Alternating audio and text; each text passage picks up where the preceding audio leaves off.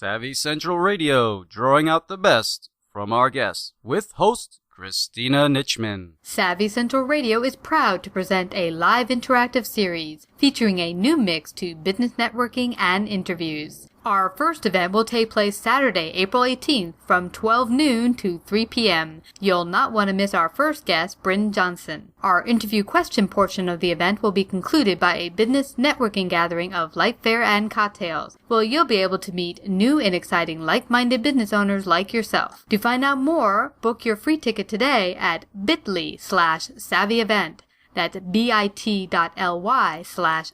event. Hello everyone, and welcome to Savvy Central Radio. This is your host, Christina Nichman. Each week on Savvy, we host successful individuals and business owners, inviting them to share their dreams, stories, wisdom, and lessons learned in their field of business.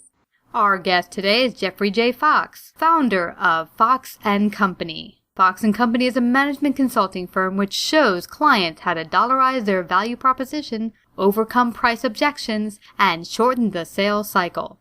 For over 25 years, founder and best-selling author Jeffrey Fox has provided marketing, training, and consulting services which help clients grow revenue and increase gross margins. Mr. Fox has written over 12 best-selling business books which have been translated in over 30 languages. Some of these books include How to Become a Rainmaker, How to Become a Great Boss, How to Become a CEO, and The Dollarization Discipline, just to name a few. To find out more about Mr. Fox and his company, visit foxandcompany.com. Hi, Jeffrey. Welcome to Savvy Central Radio. How are you? I am perfect, thank you. Well, I'm very happy to have you join us today on Savvy. Again, we're going to be talking about a very important topic that comes up often on our show, which you can imagine it would, being small business owners, and that is sales. And you have quite a history on that. Your company is a very successful company, Fox & Company. You've written 12 best-selling books and that have been translated in over 30 languages, and you're the top sales trainer and expert. I'm so happy to have you here. Tell us how this all came about. Okay, well, one of the books you must be referring to is a book I wrote called How to Become a Rainmaker. Mm-hmm. And that was a bestseller, as you said. As a matter of fact, if I could put in a brag, it was just selected as one of the 100 best business books ever written. And How to Become a Rainmaker is about the term rainmaker, which in primarily business to business, but any kind of selling, is that person that unique salesperson. Only 5 to 10% of all salespeople are rainmakers, who bring in the big money, the big accounts, keep the big customers that are anxious, and that kind of thing.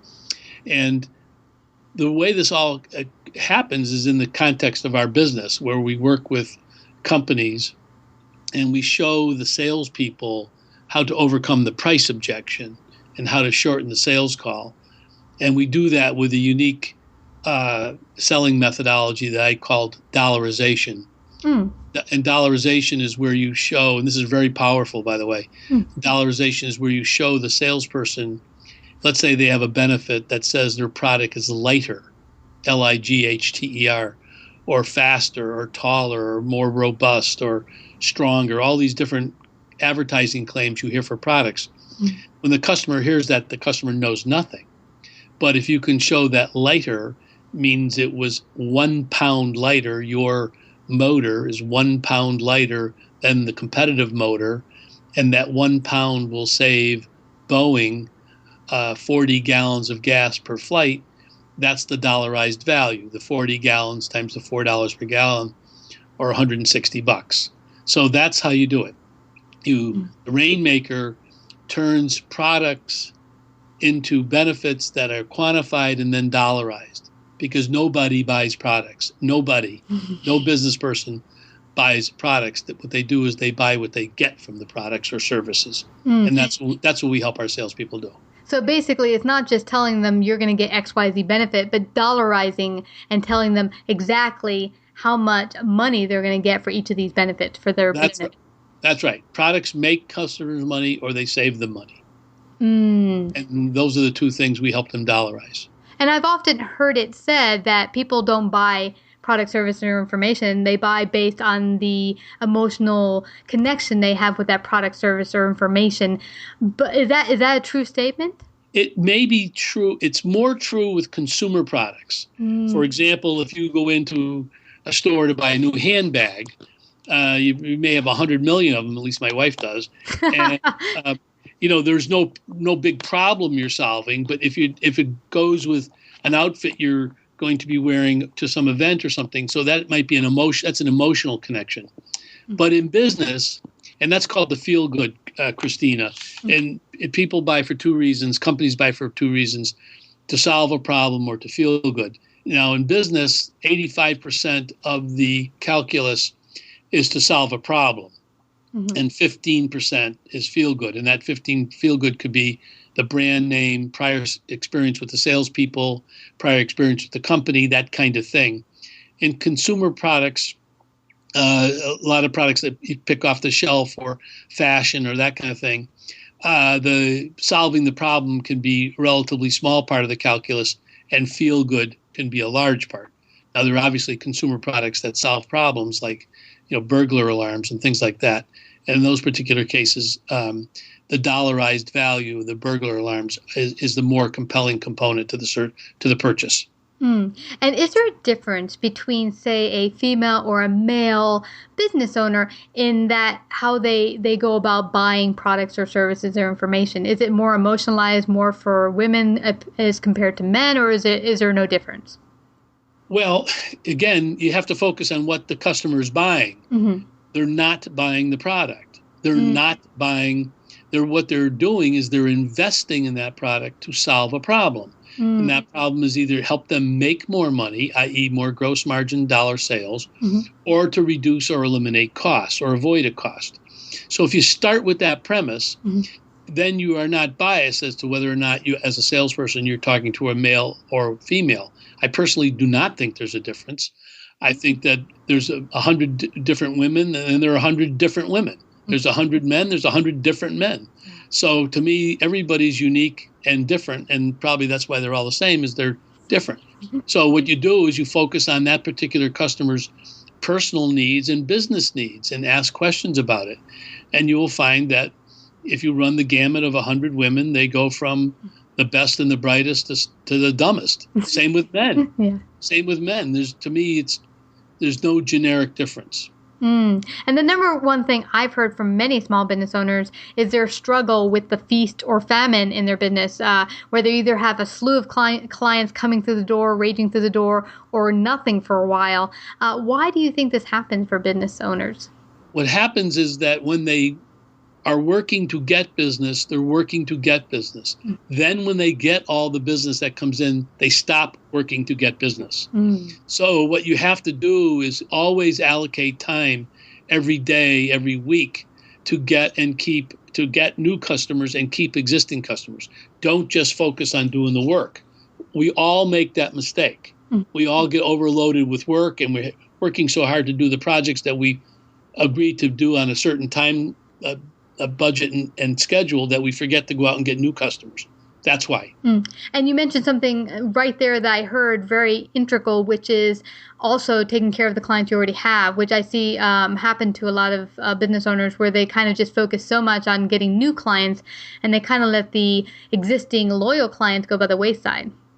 Correct. It's another common mistake, and it's because they kind of get comfortable with the existing customers, and they don't treat the existing customer as a brand new customer, which is what they should do.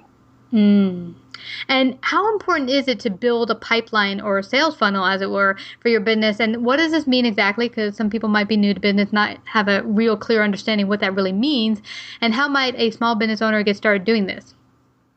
Well, a pipeline is really your prospects going forward. And so what a good businessman does, and what a good salesperson does, even if they work for a big company, is they have a schedule. They have a drill where they schedule time each day for prospecting. And what they want to do, if they get leads from the marketing department, great. But what they're trying to do is constantly keep customers moving along toward the sale. That's called the pipeline. Ready, willing, and able customers that are in the pipeline. It's again a discipline. You got to do it. You got to keep it going. In my book, How to Become a Rainmaker, I have a wonderful time management system for that called the Daily Point System. It's really an unbelievably fantastic program. About 5% of all salespeople do it. And it's based on the fact that there are 4 steps in a sale. Getting a lead or an introduction is step 1. Getting the appointment is step 2. Showing up for the appointment with a pre-call plan is 3. And getting a customer commitment to an action is 4. And if you say organize yourself so every day you get 3 or 4 points in any combination, you'll never have a problem with your pipeline. Wow, that's very instrumental because very early on when I had started my business, I met a woman who now has a thriving more than 6-figure business in collections. And she said the way I first started is people tend to think when you're a small business owner, talk to someone once, they're going to buy your product, whatever it is.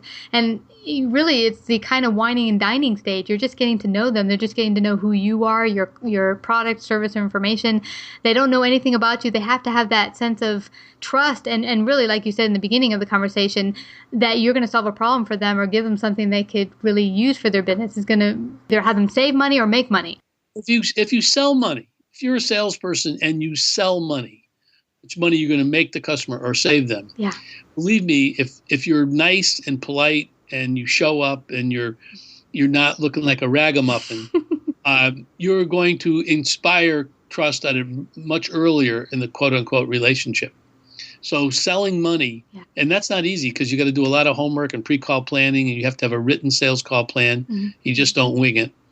And then when the customer realizes, for example, let's say the collection person you just mentioned, if that person is going to collect $5,000 a month for the guy, and they don't do business with her, they lose $5,000 a month. So that's called the consequences of not doing business. And if she dollarizes that, she has a higher chance of getting that customer than her competitor. Yeah. Well, for her, what she noticed, and she did with that prong approach where she did the introduction, she would go to a networking event, get to talk to them, find out where their needs were, then set up a call with them on the phone. Third time, she would go set up a call in their office. And her kind of way of the way she worked is she said, listen, what are the accounts that you already have that you've written off that you're not going to get money from because you've already decided you can't? Give me those accounts and you lose nothing. If I make money, you gain. If I don't, you didn't lose. That's a type of dollarization. Yeah, it was very Yeah.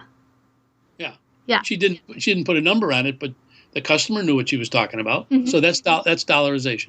Very fascinating. Very fascinating. And that's a beachhead strategy approach to selling, which is good. Never heard of that before. Interesting. Yeah, you make a beachhead. Give me your worst, and I'll show you what I can do.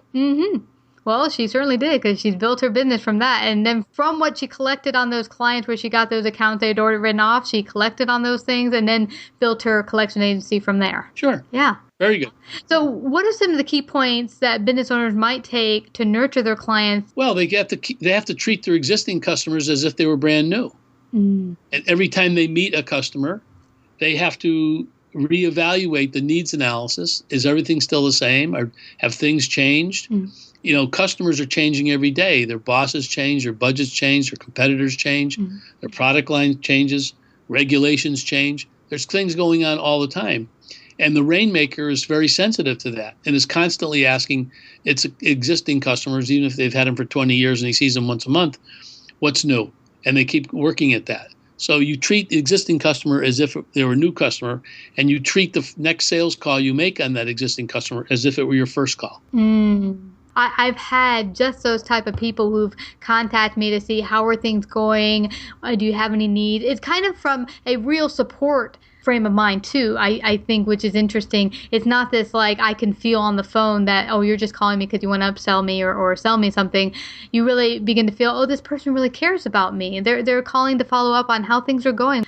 Rainmakers don't sell stuff. Rainmakers solve problems, and those problems are always expressed in 3 ways and only 3 ways. You make the customer more gross margin dollars.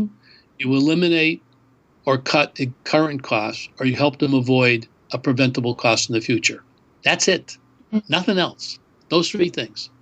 Now, they manifest themselves a million different ways, but the Rainmaker doesn't sell any products.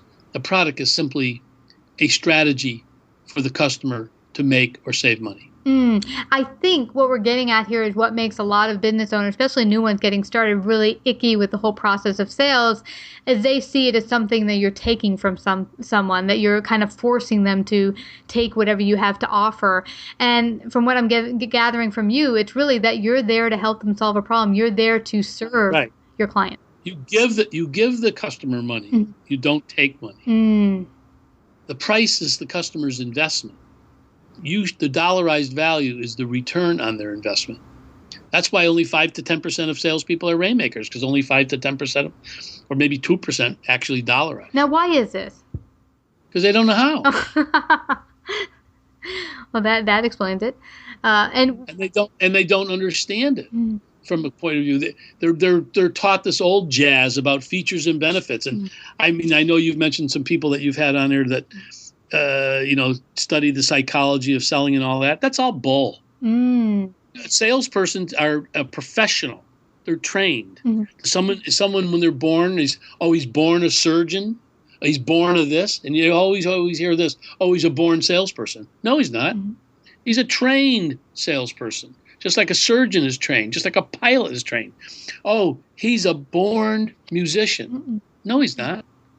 He had a certain gift, and he or she had a certain gift, and they worked at it, practiced hours and hours and hours. Nobody is born anything. Yeah, absolutely. Well, it's true. I wasn't born doing this either. I had to practice at it. Absolutely. 100% correct. Yeah. I know. What do you consider the secrets to your obvious success, Jeffrey? At Fox & Company? Yeah. I would say that what we do is we help people. And we do it in ways that are digestible.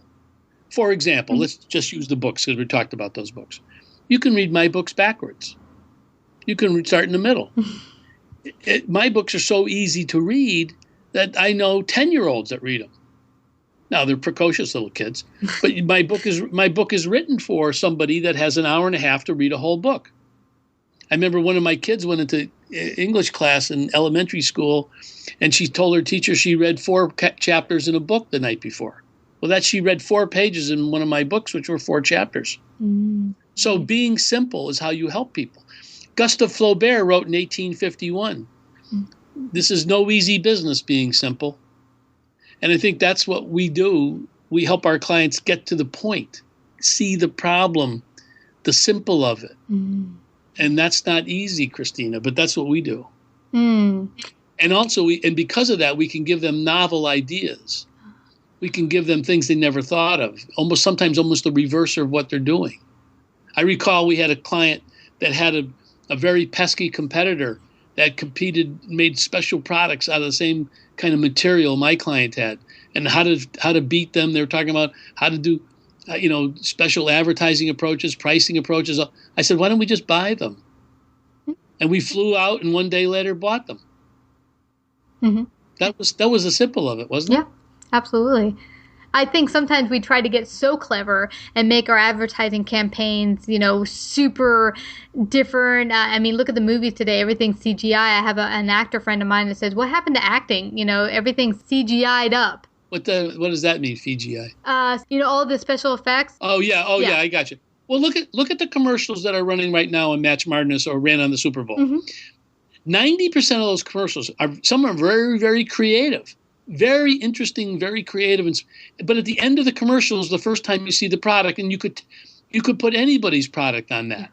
Okay, now I saw a commercial the other day for a product called Axe, A-X-E. It's a cologne or deodorant or something. The product is on screen the whole time. It's about Axe, Axe, Axe. All these other products, you could, at the end, I just saw a commercial the other day for, I don't know what this says, AT&T, LG4, whatever that is. Commercials run 100,000 times.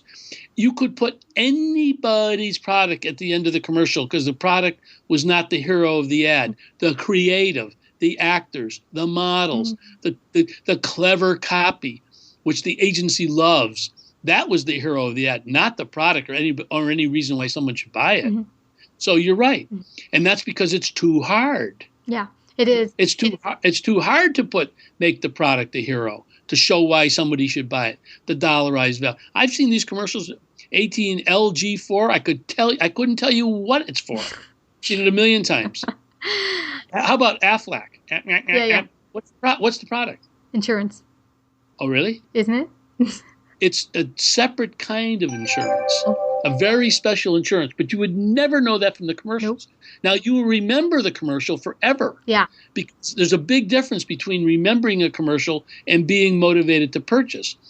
There's an old line in advertising. If you want people to remember your commercial, put a picture of a gorilla with a jockstrap on. They'll remember the commercial or the ad, but they may never remember the product. Well, I have two commercials that really stood out for me. One made me want to go out and buy the product, and the other didn't. One was Kenneth Cole, and it was just a bunch of kids acting very sexualized towards each other, looking like they wanted to have sex, and you didn't even notice they were wearing shoes. And that did not want to make me go out and buy Kenneth Cole at all. But then I saw another commercial that was done for Daffy's store in New York City, and this was so clever. I went to the movies, and they did this whole winter thing where they were dancing in winter clothes, and it looked really cool. And Daffy's went across the screen, but what surprised the whole audience and made us jump out of our seats is those same people on the screen started coming out of all parts of the wall of the theater and dancing in the aisles. And we were so like, wow, we didn't expect that, but we got into it. We started clapping. It was such a good time. And to this day, I remember Daffy's, and of course, I've shopped there before, and I like their product. That's good, because the product was the hero. Yeah, absolutely. Of the commercial. Yeah. Yeah, so that was a really, really good take on how you can do it well and how you can do it not so well and turn off your audience. Coca-Cola is running a very good commercial now where it says open happiness or some dumb expression at the end. But what they're doing is one person is in dire need of a Coca-Cola and is about to drink it, and he meets another person who was in worse shape, been on the desert longer or whatever. It's a very clever commercial. But it's a 60 to 90 second, maybe a 120-second commercial. So that's very expensive production and very expensive media. But it's very good commercial. Now, here's something I'd like to ask you. Now, for the smaller business owner out there who doesn't have the budget that Coca-Cola or a huge corporation might have, how might they make that impact on their audience in a quicker way, either in maybe a video product or something on their website? How might they do that? Well, it depends on what they're selling. Mm-hmm. Now, if they're selling business to business, then they need to be a Rainmaker themselves or hire a Rainmaker. That's your first advertising. Okay. And that's somebody that goes out and sells. If they're a retailer or a restaurant or something smaller where they're dependent on customers coming into their location, they have to have a reason for that customer to come in. A nice sign, believe it or not, clean windows, not full of the local ads for the local Rotarian or the high school play, which retailers make the mistake every single day of doing. Or if you're a service guy, like you're a plumber or something like that, and you have 200,000 numbers on the side of your trucks, you don't need that. All you need is your town. People will remember your town far more than they will write down your telephone number, especially you got 10 of them on there. So there's all kinds of mistakes that small business people make all day. I wrote a book called How to Make Big Money in Your Own Small Business. And what it is just a collection of ideas, of good and bad ideas that small business owners should do every day. And you see the good ones do it, and the bad ones make the mistake over and over and over and over. For example, if you're a restaurant, put your menu outside so people can see it. And if people come in after they've read your menu, then they're going to be sold. Yeah. And is there any huge mistakes you see just blaring at you right now that you want to share with small business owners? Because most of the people listening in are service-based entrepreneurs. If you have a truck, a vehicle, a car, and you are driving around and you have your telephone number on your truck, vehicle, or car, you're making a mistake. You should have your town and what you do. Yeah. And how about, does a picture stand out more than words? Is that a better idea, having your logo or not? Well, a logo is not as good as in retail. For example, in retail, pictures are always better. Models are always better, even than just the clothes, for example. But it really depends on everybody's business. Everybody has to know their unique point of difference. What makes them different? Not necessarily better, but different. Why should someone come in? And the most important question in business, Christina, is this. If I were the customer, knowing what I know about the customer, the market, myself, why would I do business with me? And if you can answer that question in dollars and cents if you're dollarizing, or in emotional return if you want to make the customer feel good, then you have a reason to be in business, and a reason to talk about yourself, and a reason to describe yourself quickly. Most small business people, and I'm going to venture that everybody listening to this, most of them, all they think about is I, me, we, our. Customer doesn't care about you. Customer cares about themselves. Yeah. So if you have a logo that says, we are great, well, no one knows who we is. Anybody could be we. So I think that's another mistake they make. A lot of my books, the ideas in the books are applicable to small businesses and to large businesses, because everybody's human in these, whether it's a big or small business. And unless you have a superstar marketing company like Procter & Gamble or Colgate or some of these, you're going to see mistake after mistake after mistake made in advertising, marketing, positioning, branding, pricing, etc. So small businesses can definitely compete. Well, that's great to hear. And before we head out here, I don't want anyone to miss how they can contact you, find out more about you, and work with you, your wonderful company, and get your books today. Well, our website is www.foxandcompany.com. We're in Chester, Connecticut, and I put out a travel alert. If any of the listeners are traveling, my publisher has just done something unusual. They've re-released 3 of my first bestsellers, the classics, in hardback, of course, and they're in all the top airport stores through May at least. Ooh. So travel alert. If you see my books, you can get them in the airport, or they're available on all the regular places like Amazon and so forth. That's fabulous. Well, thank you so much for coming out today to Savvy and sharing your expertise and wisdom. It's been wonderful chatting with you today, Jeffrey.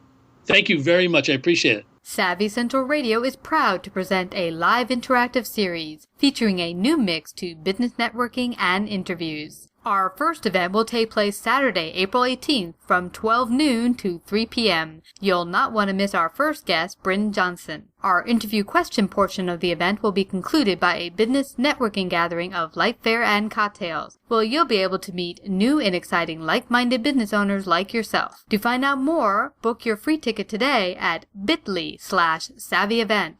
That's bit.ly/savvyevent.